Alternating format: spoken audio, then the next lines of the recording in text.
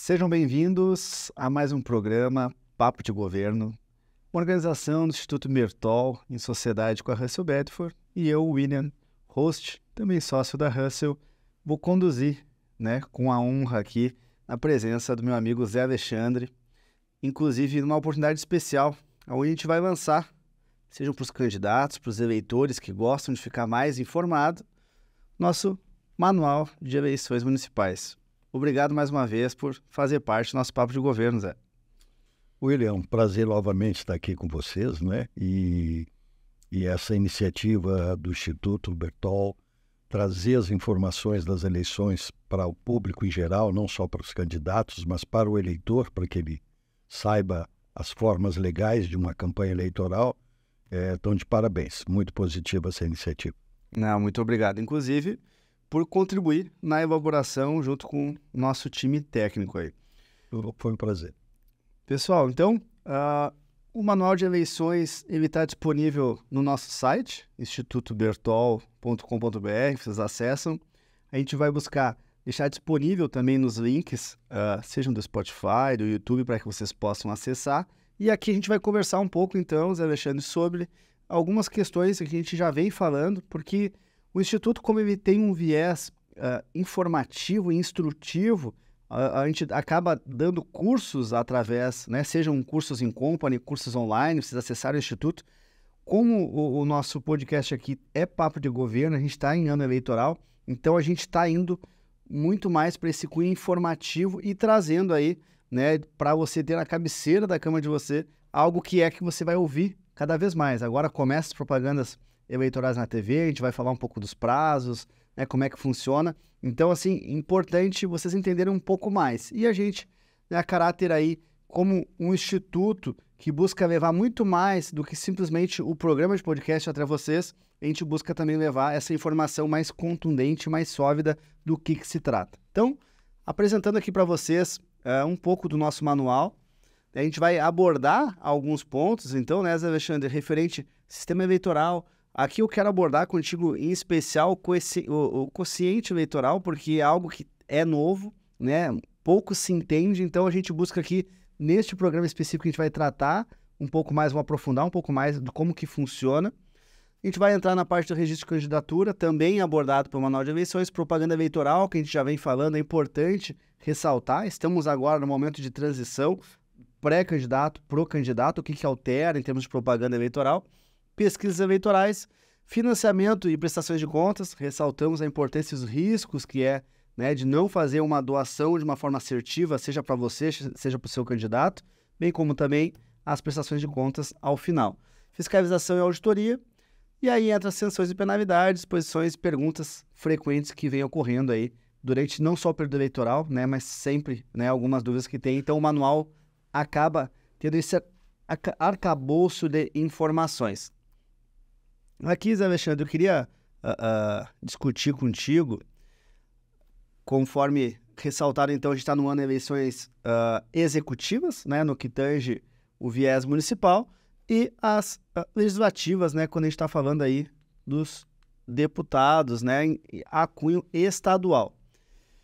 Mas aqui entra um ponto interessante. A gente vai ler, vai estar aqui disponível, as informações, mas surgem algumas dúvidas de entendimento. Sem dúvida. Eu te diria, William, que esta tem sido a maior dúvida, tanto da área política, como das assessorias, como da comunidade em geral. Se nós tivéssemos a nova lei para quociente eleitoral e a divisão das cadeiras das câmaras municipais com a regra de hoje, em relação a 2020, em praticamente todos os 295 municípios de Santa Catarina e dos 5.000 do Brasil, nós teríamos mudanças de cadeiras. Alguns que estão eleitos não seriam eleitos em função tamanha movimentação que teve, E é interessante porque essa regra ela foi mudada em 2022, nas eleições gerais, presidente e afetando principalmente deputados estaduais e federais, e se criou uma regra. E essa regra foi questionada por alguns partidos políticos que fizeram uma ação de inconstitucionalidade ao STF, e o STF ocupou o espaço do Legislativo e criou uma nova regra de distribuição das vagas das câmaras de vereadores e que futuramente também repercutirão em 2026 para deputados estaduais e deputados federais. Lembrando, então, que é o primeiro ano de eleições municipais, que a gente citou antes, a vida tanto do Executivo Municipal quanto do Legislativo Estadual, que a gente vai, então, enfrentar essa nova regra. Mais ou menos, né, William, assim, de uma forma sucinta, nós vamos ter 3 etapas de escolha dos candidatos para ocupar as cadeiras dos legislativos. Então, a primeira etapa é quando o partido faz o quociente eleitoral, né? O quociente eleitoral, ele é definido pelo número total de votos daquela eleição para vereadores, que pode ser diferente da eleição para prefeito. Então, todos os votos de todos os vereadores, votos válidos e de legenda, dividido pelo número de cadeiras. Então, se um número total de votos dados aos vereadores foi, por exemplo, um número redondo para facilitar, 25 mil votos, e nós temos 10 cadeiras de vereadores, então se divide o 25 por 10. Então, o quociente eleitoral é 2.500. Então, todo partido que fez 2.500 elege um vereador. Se fizer 5.000, elege 2 vereadores. O que acontece é que nessa primeira etapa... Isso só um parênteses. Claro. Isso pelas cadeiras já existentes. Cadeiras já existentes. Sempre cadeiras existentes, né? No primeiro momento, não são todos os partidos que conseguem atingir o índice de quociente eleitoral. Então, pela nossa experiência de uma Câmara com 10, se elege 4, no máximo 5 pelo quociente eleitoral, às vezes até 3 somente, né? E aí, feito isso, nós passamos para a segunda etapa.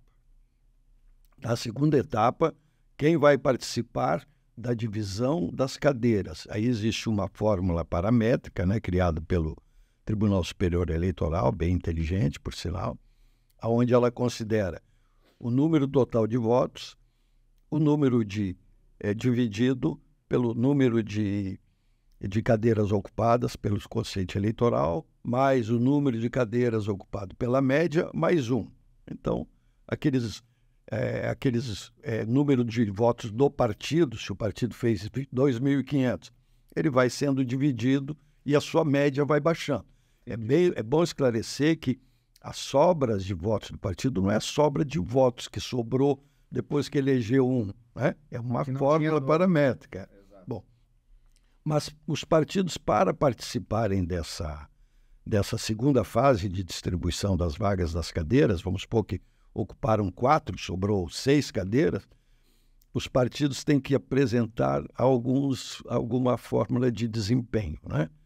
Ele tem que ter feito, no mínimo, 80% do quociente eleitoral, né? Então 80% desses 2.500, que é o quociente eleitoral, e os candidatos têm que ter preenchido, no mínimo, 20% do quociente eleitoral. Então, se o quociente eleitoral é 2.500, ele vai ter que ter feito, no mínimo, 500 votos. Então, quem atingiu esses percentuais, que a gente tem usado a fórmula 80-20, ele vai participar da disputa das sobras. Se sobrar vaga, e eu posso garantir a todos que nas câmaras isso vai acontecer. E isso num partido que tem, sei lá, 10 pré-candidatos, 10 candidatos, no caso, eu estou falando pré-candidatos que a gente já estão nas convenções. Já vão ser candidatos, isso, de fato. Já candidatos. Se algum deles não atingir os 20, aquele partido já não disputa? Nessa segunda etapa, não. Mesmo que ele tenha atingido 80%, ou 90%, ou até 100%, o partido que elegeu no quociente eleitoral, ele também continua participando dessa segunda etapa. Mas se ele não tiver nenhum outro candidato que tenha atingido 20%, ele não participa. E aí eu vou fazer um parênteses. O candidato que se elegeu pelo quociente eleitoral, não há exigência de ter o 20%, a exigência é somente de 10%. Quando ele passa para a segunda etapa, existe essa obrigatoriedade. Então, se o partido fez 80% ou mais do quociente eleitoral, mas não tiver nenhum candidato com 20%, ele não participa. E eu posso garantir que nós vamos atingir a terceira etapa. E esse foi o objetivo dos partidos que acionaram a inconstitucionalidade da lei e que o STF acatou, criar oportunidade para os partidos pequenos, né? Hoje nós temos cláusula de barreiras, né, que impede o crescimento dos partidos. É claro que todos tiveram chance de fazer suas fusões e tornar o partido maior, mas por questões ideológicas muitos optaram em permanecer com a sua pureza de ideologia, né? E não cresceram, né? Na política, que se não se unir, não se cresce, não se elege, né? Muita coisa boa deixa de acontecer. Tem que ser político. Tem que ser político. O nome já diz, né? O conceito é política. Né? E eu posso garantir também que quase praticamente todas as câmaras vão ter oportunidade de ir para a terceira etapa. Nessa terceira etapa, todos os partidos, independente do número de votos que tenham feito, que não tenham atingido 100% ou 80% do quociente eleitoral, eles poderão participar. E ao candidato deixará de ser exigida esse número de votos que atinge 20%. A exigência é de 10%. Então, todos terão oportunidades, né? Não existe caminho fechado para nenhum candidato a vereador de conseguir chegar na Câmara. Tem que trabalhar muito, gastar muita sola de sapato, né? Essa é a fórmula. E o objetivo da atualização é cada vez mais, de fato, a democracia. Isso não tenho... Para poder ter as opções para todos, né? Isso realmente o STF foi feliz nessa formulação, apesar de isso deveria ter sido discutido, era na Assembleia, na Câmara Federal, né, que é o órgão adequado para legislar sobre justiça eleitoral, né, sobre lei eleitoral, mas tanto o TSE como o STF têm dito que por omissão eles têm legislado, né? Uma pena, né? Porque não existe forma mais democrática do que se criar leis pelo legislativo e não por quem julga, né?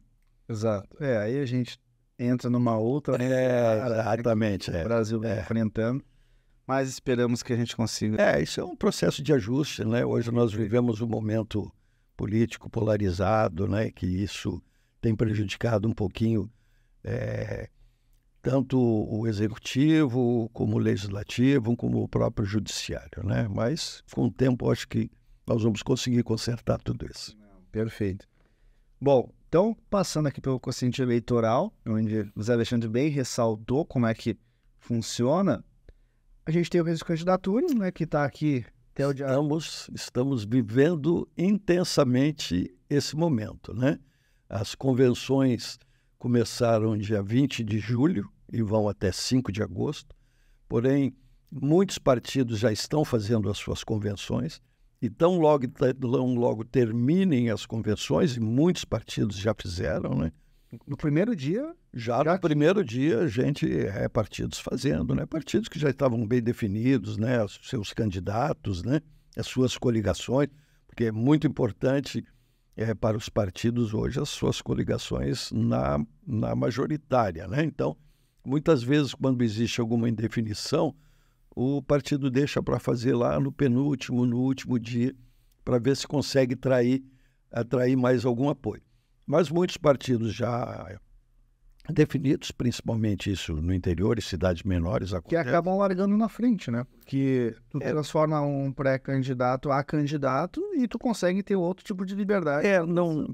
Na verdade, não consegue ter essa liberdade, né? Porque existe agora, depois das convenções, o período de registro de candidatura, né? E depois nós vamos ver no e-book, porque o início da campanha, onde ele se torna de fato o candidato, é a partir do dia 15 de agosto, se cumprindo algumas exigências que nós vamos ver. Mas agora nós estamos vivendo uma definição. Um momento muito efervescente, né, de finalização de coligações na majoritária, de definição dos nomes da proporcional, de identificação se todos que estão candidatos estão aptos de fato a ser candidatos, né, porque uma série de documentações e de certidões que têm que ser apresentadas, que muitas vezes acontece né, popularmente se fala bater na trave. Até destacamos aqui a documentação necessária, né? Então, aqui para os eleitores. Está bem resumida, né? Claro. Mas parte de certidões criminais é de primeiro e segundo grau, né? E para alguns que já são detentores de mandato, como de prefeito, precisa de terceiro grau também. Então, existe uma série de Lembrando que pode documentações. ficar inelegível. Pode, né? Se porventura tiver alguma certidão criminal que não esteja positiva ou alguma condenação de desaprovação de contas via Tribunal de Contas, via o Tribunal de Contas do Estado ou mesmo Exatamente. da União, se ocupou algum cargo público federal, eventualmente pode deixar, né, de ser. E também existe a possibilidade de ser cassado, né, esse registro de candidatura através de alguma irregularidade que possa ter ocorrido no período de pré-campanha. Certo, corretamente. Que ainda não tem uma certidão, mas pode vir a... Pode ocorrer. Aqui tem a propaganda eleitoral. A gente divide, então, entre propaganda antecipada, propaganda na internet e a propaganda eleitoral gratuita na rádio e TV. Se tu me permitir, vou fazer, assim, pequenas observações sobre essa questão da propaganda, né? Propaganda antecipada existe a pré-campanha, que começou dia 1º de janeiro e termina agora no período das convenções. Então, quem fez alguma propaganda irregular nesse período, como pedir votos, né, pedir apoio, palavras mágicas, né, que se criaram, conto com a tua ajuda, né? Isso, a legislação diz especificamente proibido pedir explicitamente o voto, mas se criou conceitos pelo conjunto da obra de que a jurisprudência dizendo que pedir apoio, pedir estamos juntos, vamos juntos todos, tá? Isso também é um pedido de voto que pode, dependendo da intensidade, do reflexo que tiver, impugnar a candidatura de algum candidato, né? Então, isso é propaganda antecipada. Propaganda na internet, houve uma resolução muito específica que foi editada, né, pelo TSE, sob o comando lá do ministro Alexandre, onde o rigor da fiscalização das propagandas de internet vão ser muito fortes, né? Impulsionamento de propaganda negativa, identificação de propagandas de impulsionamentos nas redes sociais, condenando, fazendo algum tipo de inverdade, isso vai ser extremamente penalizado. Tanto aos que fizerem isso, como aqueles que retransmitirem, inclusive, né? E aos próprios provedores, né? De Facebook, Instagram, Twitter, etc. Tal. Se eles imediatamente, sendo comunicados pela Justiça Eleitoral, não retirarem e não identificarem quem aquilo fez, também ficarão punidos. Então, muito cuidado com o uso da internet, é um meio fantástico de publicidade, de campanha eleitoral, né?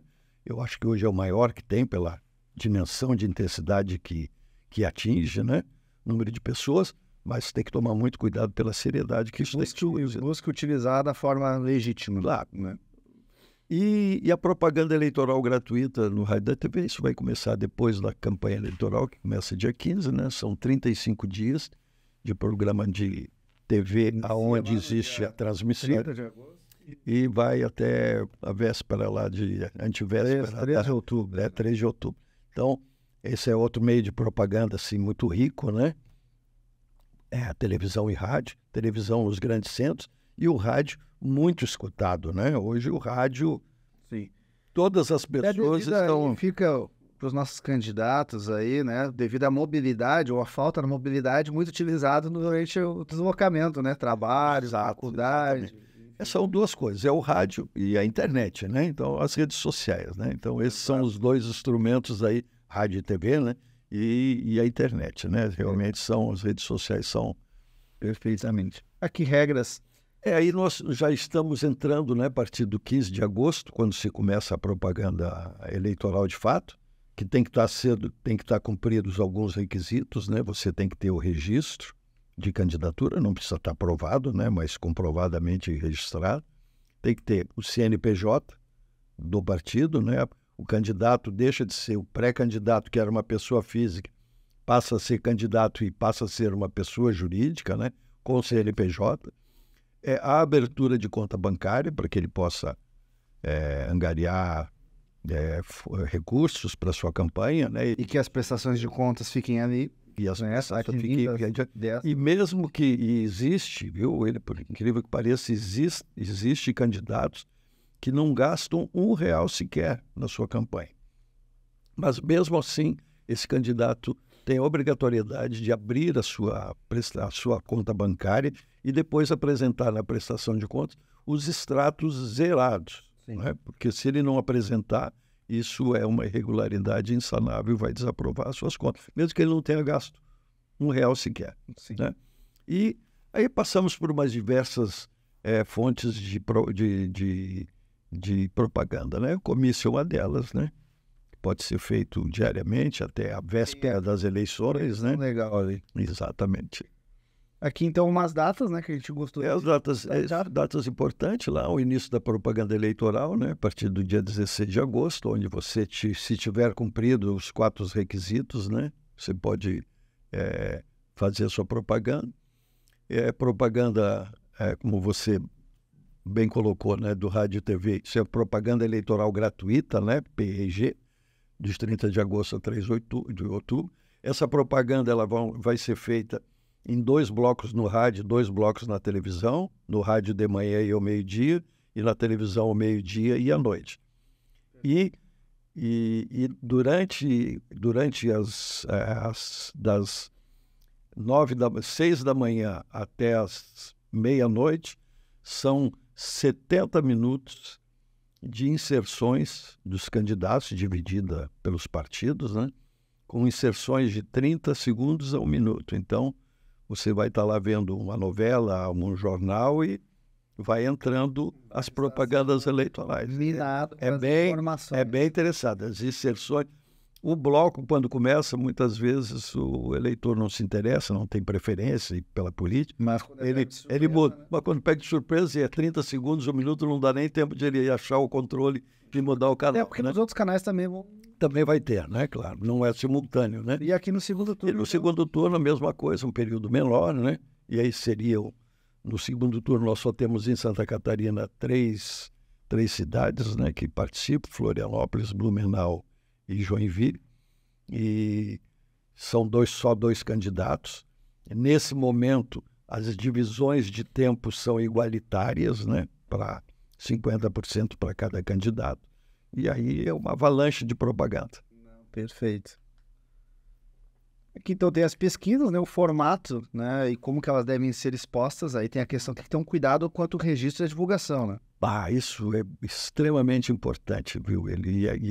E aos assessores, aos candidatos e aos simpatizantes, principalmente, né? Por desconhecimento, ele pode cometer alguma irregularidade que vai penalizar tanto o beneficiário dessa divulgação como quem fez a divulgação. Né? Então, e penalizar como? Então, eu vou dar um exemplo. A partir de 1º de janeiro, no ano eleitoral, só pode existir pesquisas eleitorais a serem divulgadas, ou seja, que você pode botar nas redes sociais, em jornal, no rádio, etc., pesquisas registradas junto à Justiça Eleitoral. Então, as empresas se cadastram, né? E elas são autorizadas a fazer a pesquisa, é feito um registro transparente, qualquer um que entrar lá, botar lá no Google TSE Pesquisas, vai aparecer lá uma máscara onde você vai botar o seu município, você bota a data e vai aparecer qual é a pesquisa que está sendo realizada no seu município. Essas pesquisas registradas são de ampla possibilidade de divulgação. Mas não é proibido que o partido ou o candidato faça alguma pesquisa para seu consumo interno, para ver suas diretrizes, onde é que ele deve acertar, quem é que está melhor, etc. Né? Então, é feita essas pesquisas para consumo interno. Só que em algumas ocasiões o que acontece? Aquele que fez a pesquisa está muito bem na pesquisa, né? Melhor do que ele esperava. E ele se sente muito tentado a fazer uma divulgação. Se ele se divulgar, ele vai ser penalizado. Se vazar... Se ele mostrar para algum simpatizante e a pessoa fotografar e postar nas suas redes sociais e identificar que essa pesquisa não foi registrada, a multa varia de 50 a 100 mil reais. E ambos são responsáveis. Quem deixou ser, divulgou para uma outra pessoa, né, sem o cuidado de que não como quem fez a divulgação, né? Então, eu diria assim, ó, máximo cuidado com pesquisas que são para consumo interno, para a sua divulgação. Inclusive, no WhatsApp, ela tem a mesma penalidade. Cuidado, então, as assessorias, né, dos candidatos, porque pode cometer um risco aí de um vazamento desses grupos, às vezes utiliza no WhatsApp, compartilha para alguém e se isso se estende, todo mundo acaba ficando prejudicado. E as multas são altas. A multa. E além da multa, se ela for fraudulenta, vai preso. Então tem uma penalidade dupla aí, né? Olha só, os cuidados que... realmente tem que tomar cuidado. Aqui entra a parte das impugnações. Mais uma parte jurídica, né? Que é a parte jurídica das campanhas. Toda campanha obrigatoriamente vai ter que ter uma assessoria jurídica para cuidar do que pode ser feito e cuidar para que os seus adversários também não façam nada que seja irregular sob pena de serem representados, né?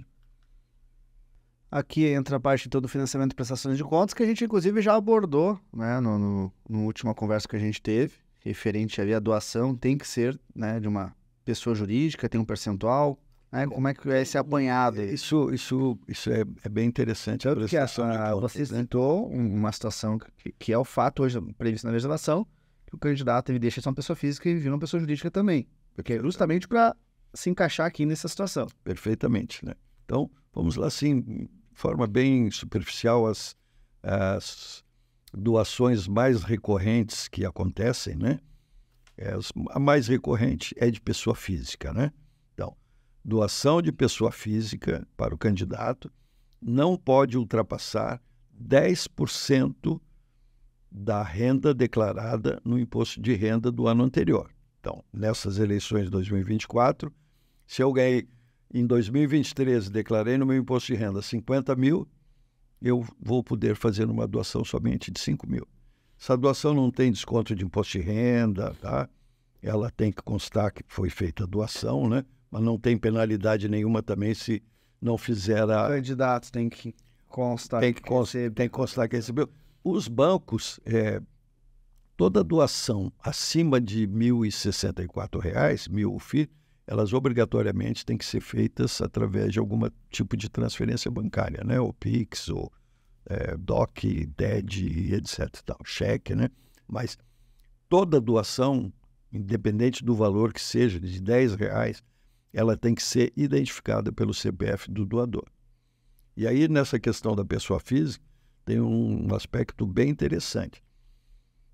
A pessoa até, eu acho que é 26 ou 28 mil de renda em 2023, ele é dispensado da declaração de imposto de renda.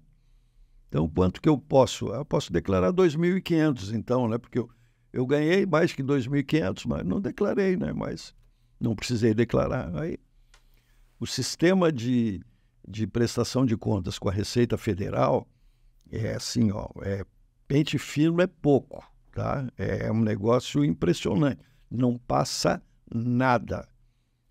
Qualquer coisa que tenha lá, eleições 2024, o nome do candidato, o CNPJ, vai cair na malha da Receita. Então tem que ter esse cuidado para fazer uma doação de forma adequada, para que não prejudique o candidato. E aí, claro, o candidato, de fato, ele não é prejudicado, a não ser que haja um abuso do poder econômico. Mas essa pessoa que não fez declaração de imposto de renda e fez uma doação, o imposto de renda vai ver, olha, esse cara fez uma doação de 2.500, mas não tem declaração. Aí ele vai comunicar o candidato. Candidato, você recebeu uma doação de alguém que não tem declaração de imposto de renda. Me explique. Aí o cara disse, não, eu não fiz porque eu sou isento. Ok, mas nós não temos também nenhum registro na Receita de nenhum recurso que você recebeu de alguém. E os recursos têm que ser oficiais e declarados. Né? Então ele disse, mas eu tenho uma profissão autônoma que eu trabalho e não emito nota, não emito recibo, né? As pessoas que me contratam não têm interesse nenhum em declarar que me pagaram. Né? Aí já existe defesa para isso, existe, mas esse servidor autônomo, ele vai ter que bater na porta de cada um para pedir um recibo, para comprovar que ele prestou um serviço e que recebeu. Se ele não conseguir fazer isso, quem fez a doação é o que é o penalizado. Ele vai pagar 100% do valor doado de multa. Enfim, então... Vai doar 2 vezes. Que cruza todas as informações. Mas é então, absurdo o controle que tem e fechamento de prestação de contas com Receita Federal. Então, é importantíssimo aqui destacar sempre, né? Então, a inscrição do CNPJ na hora que for declarar, tem que ter todos uns cuidados. Só pessoa física é que pode fazer doação, né? Pessoa jurídica, até algumas eleições passadas, era possível a doação de pessoas jurídicas. Nós todos sabemos por que foi proibido, né? Foi uma pena, né, que tenha sido proibida, porque isso é aleijar um segmento da política, né, de não poder participar, né? Então a pessoa jurídica deveria ter um outro tipo de controle, mas não com a proibição. A única pessoa jurídica é o partido. É o partido ou candidato para candidato, né? Pode parecer estranho um candidato doar para outro, mas isso acontece, né? Às vezes o candidato quer que o seu parceiro faça um número bom de votos para fazer uma boa legenda, né? Então, isso é importante. E outra fonte que também houve uma modificação na legislação, mas já algumas eleições, é porque antigamente os candidatos poderiam bancar 100% da sua campanha, né? E a Justiça Eleitoral, né, e o Legislativo identificou que isso só iria beneficiar aqueles com um poder econômico maior, né? Como o objetivo nas eleições é manter a paridade de armas, ou seja, todo mundo indo com a melhor forma, né? Claro que nunca vai conseguir fazer esse equilíbrio total, mas procurar equilibrar. Então, o candidato fica limitado a 10% do limite que ele pode gastar na sua campanha. Então, se o meu limite como candidato a vereador é 150 mil, eu só posso doar para pessoa física minha, José Alexandre, para pessoa jurídica, José Alexandre, candidato, é 15 mil, né? 10%. Mesma regra. Aí não é do seu limite, né? Sim. Mas é do limite do que eu posso gastar na minha campanha. Todos os candidatos, sejam a prefeitos ou a vereador, eles têm um limite de gastos para a campanha que varia de acordo de município para município. Inclusive com algumas injustiças muito berrantes, né? Para você ter uma ideia, Balneário Camboriú tem um limite, tanto para vereador como para prefeito, de limite de gastos, do dobro de Blumenau, que é a terceira cidade de Santa Catarina com mais número de eleitores, né? Então, está na hora de o Legislativo modificar um novo... Porque esses valores foram determinados em 2015, onde se congelou o último número que os partidos, que era liberado, né, não existia limite, que os candidatos gastaram naquela cidade, ficou congelado e é reajustado a cada 4 anos pelo INPC. Esse ano foi reajustado em 25%. Para você ter uma ideia, o candidato a prefeito, ou candidata de Itapema, que já é uma cidade com porte médio, né, é R$160 mil, R$159 mil. Ora, fazer uma campanha em Itapema para prefeito com R$159 é um incentivo ao Caixa 2. Infelizmente, né? A gente tem que dizer. Então, nós precisamos rever esses limites de gasto por número de eleitores, por número de habitantes, pelo poder aquisitivo do PIB daquele município, né? não por um congelamento que foi feito há 10 anos atrás. Então precisa de algumas atualizações. Aqui a gente tem, né, algumas informações, prestações de contas, né, que a gente já abordou também, a importância que a gente tem o cuidado. A gente destaca muito também nosso e-book como é que funciona a fiscalização e a auditoria, reforçando que existem algumas auditorias, sim, previsões, fala ali da auditoria do processo da votação paralela. Inclusive, a gente vai ter um episódio somente para tratar sobre a auditoria. Aqui a gente fala sobre as sanções e penalidades, voltando, né, questões jurídicas, né? Então, a gente até no final sugere sempre alguns parceiros que são especialistas no meio. E, por fim, tem aqui algumas perguntas e respostas que são mais da nossa rotina, da nossa prática de dúvidas, das nossas rodas de conversa e que também é importantíssimo, né, para os candidatos terem essas respostas todas na ponta da língua para que não venham a ter nenhum tipo de problema. Então, a questão de início de propaganda eleitoral, quais são as penalidades para propaganda irregular, que a gente já destacou aqui algumas situações, bem como também como funciona a fiscalização, dentre outros casos. Então, a gente busca trazer algumas referências e esclarecer, né, algumas situações. Então, Zé Alexandre, é importante destacar aqui também, né, que também está na figura como advogado, especialista, para caso surja durante uma propaganda eleitoral, assim como o Bertol Advogados também, né, atuam nessas áreas, tem muitos especialistas, que era algo que a gente comentou, que lá atrás tinha poucos escritórios especialistas que tinham total domínio,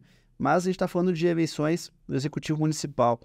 É muito grande o volume de vereadores e, às vezes, não é nem por má fé, mas talvez por desconhecimento de algumas situações, né, que então você precisa de algum apoio jurídico. Então, a gente está aqui como instituto para poder contribuir com vocês nessas situações. Bem como também gosto de reforçar que na questão contábil também, né, a Russell Bradford pode contribuir com vocês, sejam nas auditorias, enfim, para essas situações. Mas, precisando de algum apoio, o Instituto Bertol vai estar à disposição. E, é claro, deixamos aqui, então, o nosso cobertor de orelha, né, pro candidato, pro eleitor também ficar informado.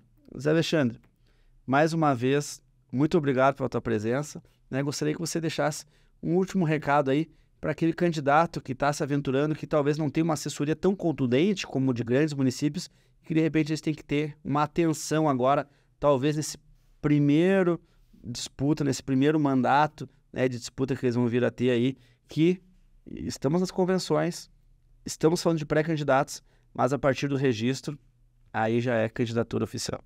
Perfeito. Eu primeiro agradecer novamente, né, você, o Instituto Bertol, por essa oportunidade de estar aqui. Parabenizar, né, o Instituto por estar com essa preocupação de orientar os candidatos, as suas assessorias e a sociedade em geral, né? E o recado que eu deixo aos candidatos, seja vereador ou prefeito, todas as campanhas têm um advogado e um contador constituído. Isso é obrigatório da legislação, né? Não é porque o partido ou porque os candidatos querem, é obrigatório. É a lei que isso determina. Então, existindo alguma dúvida, eu sei que as dúvidas são muitas e muito peculiares também, consultem o advogado, consulte a assessoria jurídica, consulte o contador para que não errar, porque consertar um erro jurídico ou um contábil, às vezes, pode ser tarde demais e você vai perder a sua campanha, o seu tempo, o seu dinheiro e, quem sabe, o seu mandato. Perfeito. Eu vou complementar por situações, inclusive, que a gente já vivenciou. Cuidem ao terem um advogado, porque obrigatoriamente, conforme o Zé Alexandre comentou, tanto advogado quanto contador, às vezes a gente acaba pedindo gentilezas, né, para advogados que são de outras áreas. O jurídico tem inúmeros e inúmeros advogados, porém com especialidade trabalhista, tributária. O eleitoral é uma outra seara, então cuida para quando vocês se cercarem desses conhecimentos técnicos que eles sejam voltados para a área eleitoral, porque senão depois o barato acaba saindo caro, né? Então acho que é importantíssimo a gente ter essa ressalta. Obrigado mais uma vez. Obrigado, William. Foi obrigado mais uma vez. Até o próximo episódio.